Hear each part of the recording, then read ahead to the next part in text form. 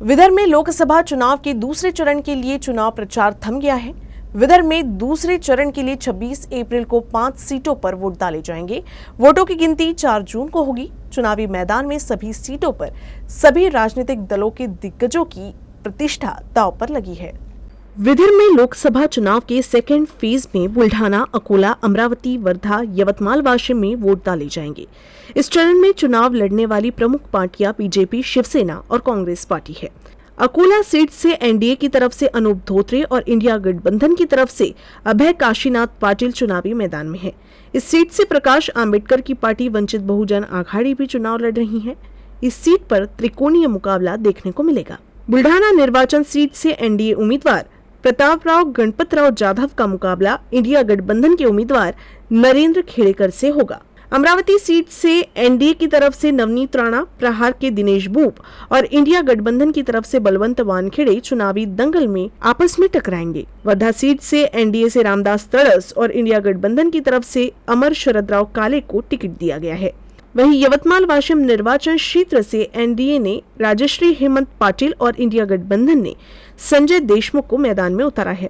लोकसभा निवडणुकीच्या प्रचाराचा दुसऱ्या टप्प्याचा आज जो प्रचार आहे तो आज थांबवण्यात आलेला आहे। सायंकाळी 5 नंतर हा प्रचार आज थांबवलेला आहे। अमरावतीसह लोकसभा मतदारसंघात अकोला झालं, वाशिम झालं, बुलढाणा आणि वर्धा या मतदारसंघात आता ह्या 26 एप्रिलला निवडणुका होणार आहेत।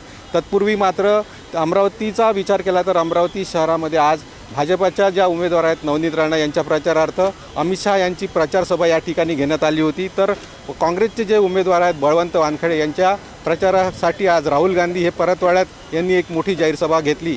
तर प्रहारचे जे उमेदवार आहेत दिनेश बूब यांच्या प्रचारासाठी आज आमदार बच्चू कडू यांच्या नेतृत्वात महापदयात्रा काढण्यात आली होती। या तिन्ही उमेदवारांनी आज आपली शक्ती दाखवत प्रचंड अशी रॅली म्हणा, सभा म्हणा या ठिकाणी आयोजित करण्यात आली होती। त्यामुळे अमरावतीचं जे राजकीय वातावरण आहे ते पूर्णपणे ढवळून निघालेलं आहे। आता 26 एप्रिलला जे मतदान आहे त्या 26 एप्रिलला अमरावतीकर जी जनता आहे ही कोणाच्या पारड्यात आपलं मत देणार याकडे सर्वांचं लक्ष लागलेलं आहे।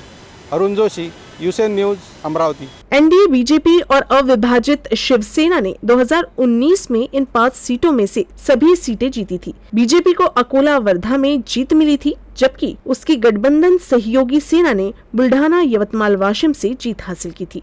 नवनीत राणा जो अब बीजेपी में शामिल हो गई हैं, उन्होंने 2019 में अमरावती से निर्दलीय के रूप में जीत हासिल की थी। इन सभी सीटों पर बुधवार शाम 6 बजे चुनाव प्रचार थम गया है। 4 जून को नतीजे सामने आएंगे। ऐसे में इस चुनावी मैदान में सभी सीटों पर सभी राजनीतिक दलों के दिग्गजों की प्रतिष्ठा दांव पर लगी है। अमरावती से अरुण जोशी और नागपुर से फैजल खान, यूसीएन न्यूज, नागपुर।